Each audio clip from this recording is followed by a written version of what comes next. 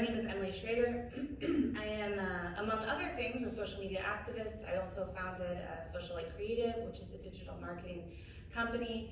We also do some research on tracking and combating anti-Semitism online. I just wanted to go over really quickly kind of what the status quo is as it stands today. I do think that a lot of progress has been made with the different social media platforms. There has been hate speech legislation proposed in a number of different countries, and I applaud those efforts, but as things develop in technology, it's always a game of catch up. Additionally, there are many platforms who have adopted in some part the IHRA definition of anti-Semitism. However, as I will explain, this is woefully insufficient for a number of different reasons, but very briefly going through the different social media platforms. So Facebook and Meta, Facebook and Instagram, have been much better about working with the Jewish community. They are working with a lot of different organizations on tools to identify and combat anti-Semitism across different languages. Although it's an uphill battle, I do feel that the company itself has done much more than some of the other platforms to fight back against the issues that they're facing. There still is not enough or very much transparency in terms of what they're doing with anti-Semitism and how they manage it.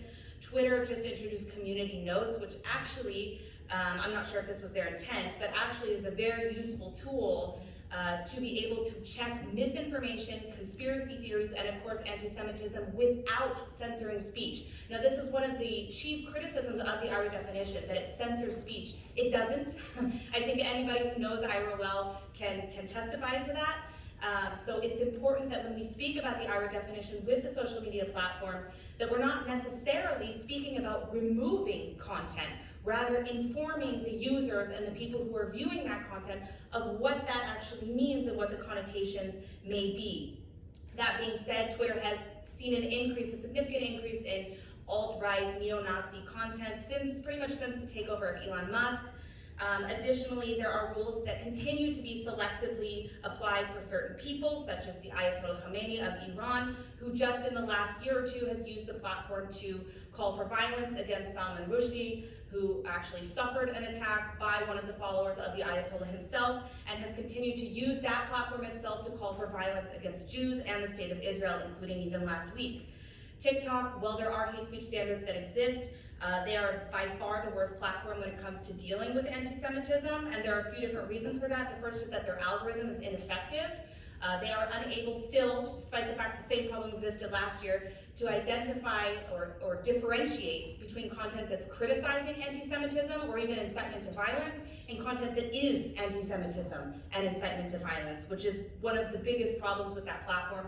Additionally, as Hen mentioned, on TikTok in particular, Jewish teens are targeted disproportionately with anti-Semitic content, not just in the form of Holocaust denial and Holocaust jokes, but also, of course, in the spamming of Free Palestine comments. And I myself, just a few weeks ago, got bombarded with a few hundred comments from accounts that seem to be fake, but there's not really any way to verify.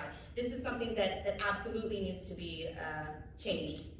For all of the platforms, one of the biggest issues that hasn't been addressed is that of state actors and targeted harassment. This is something that has a direct impact on the users, all users really, but especially for purposes of our discussion in the Jewish community. As Hen mentioned, this has a very damaging effect on free speech. We see this across different minority groups, be it women who are very vocal online, or LGBTQ community, or the Jewish community, of course. Those are, I would say, the three most targeted groups. On Twitter, we have Turkey, Russia, China, and of course Iran, who have developed entire digital campaigns to manipulate public opinion, both through bots and through genuine users. The IRGC itself is using social media. They have an entire unit, a cyber unit, that targets users, primarily Iranian users, but also Israelis like myself. I myself have been a target of the regime across social media. And we don't have an answer as to what the platforms are doing to deal with this. Additionally, across all social media platforms, we know that the Islamic Republic has been bribing content moderators. There was reports from BBC and a number of different mainstream news sources talking about this.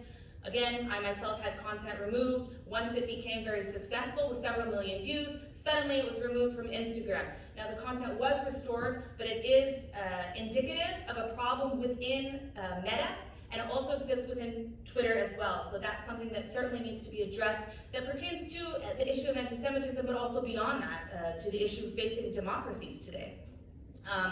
On other platforms, as I mentioned, activists, particularly females, are targeted with a lot of sexist and anti-Semitic harassment, and it is more intense when they are involved in other issues, be it LGBTQ or anti-Semitism.